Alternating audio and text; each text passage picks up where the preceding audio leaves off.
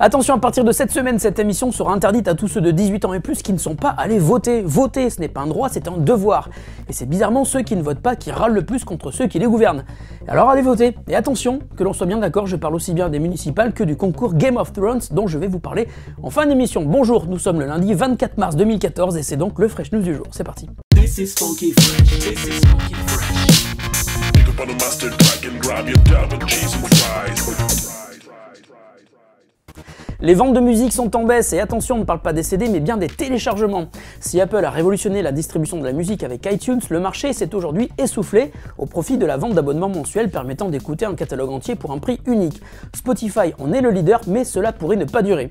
Selon une indiscrétion révélée par le magazine américain Billboard, Apple serait en train de préparer un service d'abonnement à 8$ par mois pour une écoute illimitée de l'intégralité du catalogue iTunes. Quand on sait que les ventes de morceaux à l'unité sont en baisse de 6% aux États-Unis sur un an et qu'à l'inverse, les ventes d'abonnements mensuels sont en hausse de 32% sur la même période, on comprend aisément le choix de Apple. Mais vous le savez, impossible de se limiter à la seule plateforme Mac et iOS si Apple souhaite réussir sur ce nouveau projet. Billboard, citant 3 sources différentes, révèle également que Apple sortirait donc une application iTunes pour Android pour l'occasion. Nous en saurons plus sans doute en juin lors de la conférence développeurs de Apple à San Francisco. Décidément, les journalistes spécialisés high-tech ne respectent plus rien et surtout pas les embargos. Mise en ligne trop rapide ou volontaire, on ne le saura pas.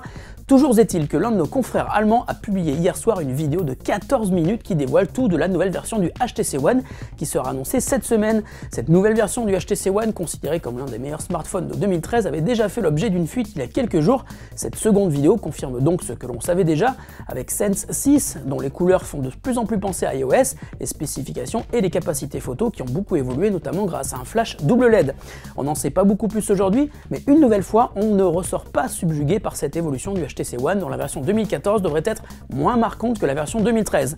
HTC devrait présenter officiellement le HTC One M8 mercredi 25 mars, mais une chose est sûre, après cette deuxième fuite, l'annonce devrait être beaucoup moins percutante. Twitter Music est un échec, fera donc partie des casseroles du média à 140 caractères et aura été aussi éphémère que discret. En avril dernier, il n'y a même pas un an, Twitter annonçait le lancement de Twitter Music, une application permettant de découvrir de nouveaux artistes par le biais du réseau Twitter. L'application proposait 4 onglets pour découvrir des morceaux de différentes manières. Populaire, affichant les 100 artistes les plus populaires à un moment donné. Emerging proposait de découvrir des talents qui se font remarquer sur Twitter. Suggested se basait sur les musiques que vos amis partageaient. Et enfin, Now Playing permettait de retrouver les morceaux écoutés par vos amis en temps réel grâce au hashtag sur Twitter. Mais l'échec de Twitter Music a donc prouvé une fois de plus que bien qu'un service soit populaire, il n'est pas toujours facile de se diversifier avec succès. Après de premières rumeurs de fermeture en octobre dernier, soit seulement 5 mois après le lancement, Twitter a donc décidé de fermer définitivement son service musique. Et la question du jour nous vient de Bruno qui nous demande comment se faire rembourser une application sur l'App Store. Et oui, c'est possible. Vous allez voir, c'est quand même très simple. Quand vous achetez une appli sur l'App Store, vous avez 15 jours pour vous faire rembourser si vous n'êtes pas entièrement satisfait ou si vous êtes trompé en achetant. Pour cela, il vous suffit d'aller dans iTunes sur votre ordinateur, de cliquer sur votre compte, puis historique d'achat, puis signaler en bas, puis à nouveau signaler en face de l'appli en question. Vous serez alors renvoyé vers le site de iTunes sur lequel vous pourrez indiquer que vous avez acheté cette application par erreur. Attention à ne cependant pas abuser. Au bout de 5 annulations demandées, vous serez ajouté à la liste des gros relous abuseurs par Apple. En clair, vous ne pourrez plus avoir droit à aucun autre remboursement. Donc faites-le uniquement si vous vous êtes vraiment trompé ou que vous n'êtes vraiment pas content d'une application achetée.